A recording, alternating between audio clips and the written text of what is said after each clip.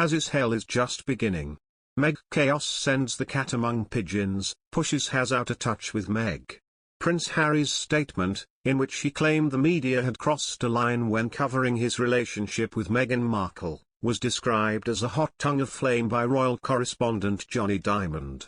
The royal family has been the subject of controversial BBC documentary The Princes and the Press, presented by Amol Rajan.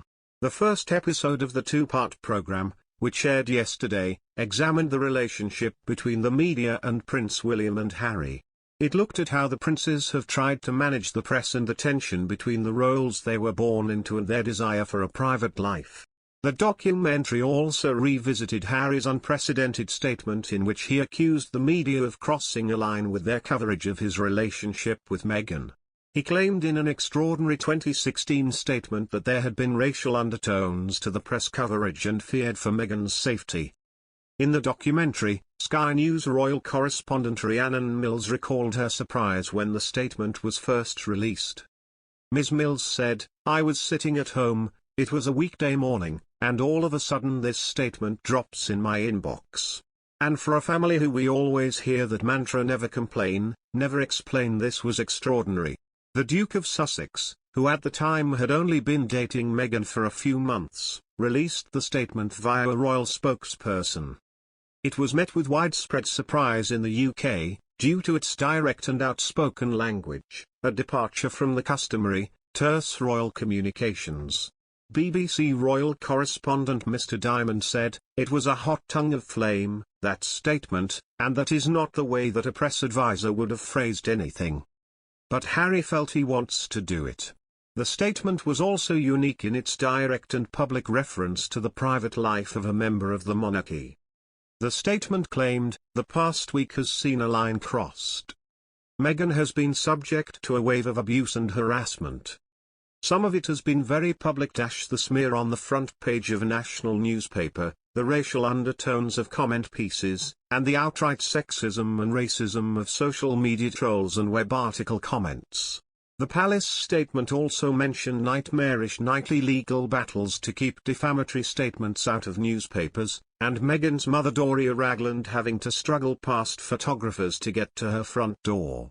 It ended with a call for understanding of the Duke of Sussex's plight. It read, "He has asked for this statement to be issued in the hopes that those in the press who have been driving this story can pause and reflect before any further damage is done. He knows that it is unusual to issue a statement like this, but hopes that fair-minded people will understand why he has felt it necessary to speak publicly." In 2020 the Sussexes quit the royal family, and a year later the couple were deeply critical of the British media in an infamous tell-all CBS interview with Oprah Winfrey. The rest of the firm have been in tension with the BBC since the release of The Princes and the Press, and in a rare move Buckingham Palace, Clarence House and Kensington Palace released a joint statement criticising the show. The three royal houses said the documentary had made overblown and unfounded claims, and that it was disappointing to give credibility to such claims. The joint statement said, "A free, responsible and open press is of vital importance to a healthy democracy. However, too often it is overblown and unfounded claims from unnamed sources that are presented as facts, and it is disappointing when anyone, including the BBC, gives them credibility."